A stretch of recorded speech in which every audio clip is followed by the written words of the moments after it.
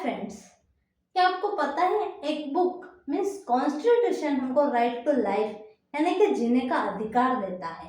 Okay, सो यहाँ पर question ये उठता है कि ये जो राइट टू लाइफ या जीने का अधिकार दिया गया है ये ओनली सर्वाइवल यानी सांस लेने का राइट है या इसमें कुछ और भी चीजें इंक्लूडेड है।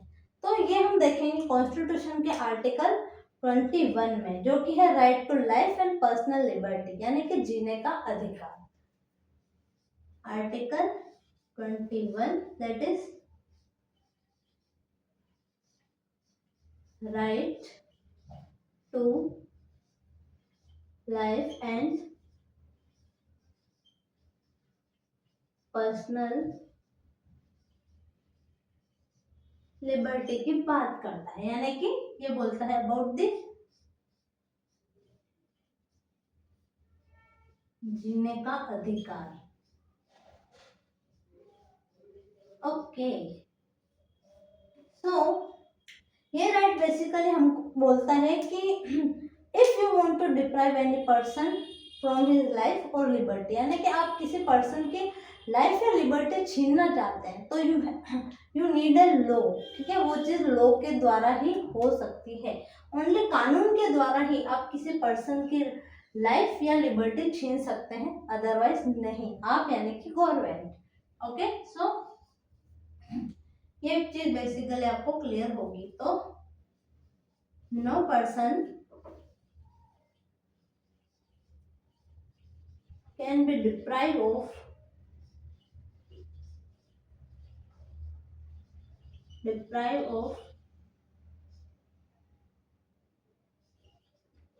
his life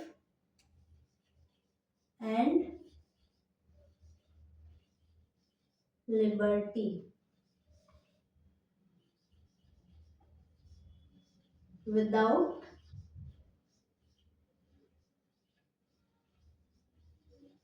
procedure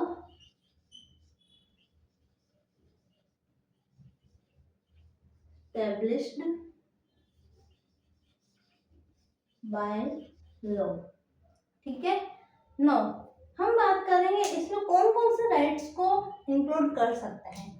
स्टार्टिंग में जब ये इस राइट का जब इंटरप्रिटेशन कोर्ट ने दिया तो इसमें ओनली सर्वाइवल यानी कि सांस लेना आप बोल सकते हो या जिंदा रहना को इंक्लूड किया जाता था। बट इसके बाद कोर्ट ने अलग अलग जो है इसके इंटरप्रिटेशन दिए हैं, जिसमें काफ़ी सारे राइट को ब्रॉडली इसमें इंक्लूड किया गया है, जैसे राइट टू स्लीप, ठीक है, सोने का अधिकार, राइट टू स्पीडी ट्रायल, ठीक है, right to justice, right to free legal aid, ठीक है, यानी कि फ्री कानूनी सहायता की भी यहाँ इस राइट के अंदर बात की गई है। एंड इसके अलावा आप देखें तो राइट टू क्लीन एनवायरनमेंट, और अभी लेटेस्ट अगर हम देखें तो राइट टू प्राइवेसी, और भी काफ़ी सारे राइट इसमें इंक्लूड किए जा सकते हैं। ओके, नाउ हम बात करते हैं प्रोसीजर स्टेब्लिश्ड बाय लॉ का कॉन्सेप्ट है क्या। ठीक है,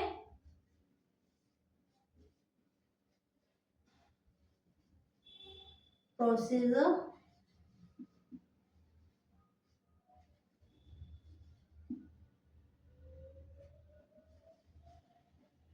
स्टेब्लिश्ड बाय लॉ, ठीक है, तो इसके बारे में आप ध्यान रखिएगा। ये इंटरप्रिटेशन कोर्ट ने दिया है इन ए के गोपालन केस।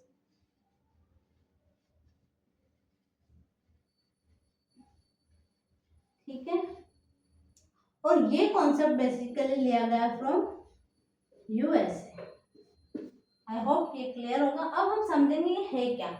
इसमें आप बेसिकली इस वर्ड के ऊपर जाएंगे, प्रोसीजर स्टेब्लिश्ड बाय लॉ, यानी कि लॉ से जो प्रोसीजर स्टेब्लिश्ड हुआ है। ठीक है, यहाँ पे आप देखिए कि ये जो है यहाँ पे प्रोसीजर को तभी क्वेश्चन किया जाएगा जब वो लॉ के अगेंस्ट जा रहा है। अगर लॉ के अकॉर्डिंग है तो उसको क्वेश्चन नहीं करा जाएगा। यानी कि इस कॉन्सेप्ट के अंदर कोर्ट ओनली आपको एग्जीक्यूटिव आर्बिट्ररी एग्जीक्यूटिव एक्शन के खिलाफ प्रोटेक्ट कर रही है, बट लेजिस्लेटिव एक्शन के खिलाफ प्रोटेक्ट नहीं कर रही है। मीन्स कोर्ट जो है will not question on the reasonableness of the law, यानी कि जो पार्लियामेंट ने लॉ बनाया है वो रीजनेबल है या नहीं। क्वेश्चन नहीं करेगी। ओके, नो हमारा सेकंड कॉन्सेप्ट जो कोर्ट ने दिया था, सेकंड जो कोर्ट ने बताया था उसको हम बोलेंगे, अभी जो कॉन्सेप्ट है ड्यू प्रोसेस ऑफ लॉ, ये कॉन्सेप्ट हमारा लिया गया है फ्रॉम जापान। Got it. तो ड्यू प्रोसेस ऑफ लॉ का कॉन्सेप्ट ये है कि जो लॉ बनाया है वो रीजनेबल है या नहीं, उसको भी देखा जाएगा। Got it. So reasonableness of law को इसमें चेक करा जाएगा and then it will be find valid, तभी इसको वैलिड माना जाएगा कि भाई लॉ रीजनेबल है तो वैलिड मानेंगे, अदरवाइज उस प्रोसीजर को हम वैलिड नहीं मानेंगे। और ये ध्यान रखिएगा, ये जो कॉन्सेप्ट है ये कौन से केस में दिया था, इन मेनका गांधी केस। ओके, सो अब हम इन दोनों को एक सिंपल एग्जांपल से समझेंगे। मान लीजिए कोर्ट पार्लियामेंट ने एक लॉ बनाया है भाई, चोरी के लिए आपको जो है फांसी की सजा होगी। Got it. एंड किसी पर्सन ने एक पेन चोरी कर लिया तो क्या उसको फांसी की सजा दी जाएगी? तो due process process established by law बोलेगा यस, बिकॉज लॉ में लिखा है कि जो है चोरी के लिए हम फांसी की सजा देंगे एंड और लॉ के अकॉर्डिंग है तो हम इसको मानेंगे। But due process of law में क्या बोला जाएगा कि ये रीजनेबल नहीं है, बिकॉज लॉ रीजनेबल नहीं है तो we will question the procedure. Got it. Now let us recall quickly right to life and personal liberty. इसमें है अगर किसी पर्सन को उसके लाइफ या लिबर्टी से डिप्राइव करना है तो you need a law. Got it. Process established by law, ये यूएसए का कॉन्सेप्ट है, एक के गोपालन केस में दिया गया है। इसमें एग्जीक्यूटिव एक्शन से प्रोटेक्ट कर रहा है बट लेजिस्लेटिव एक्शन से नहीं, यानी कि ये लॉ की रीजनेबलनेस को क्वेश्चन नहीं करेगा। बट सेकंड कॉन्सेप्ट हमारा कोर्ट ने दिया था ड्यू प्रोसेस ऑफ लॉ, जो जापानीज कॉन्सेप्ट है, ये कोर्ट की रीजनेबलनेस को क्वेश्चन करेगा एंड ये एक के गोपालन केस में दिया है। Hope it's clear.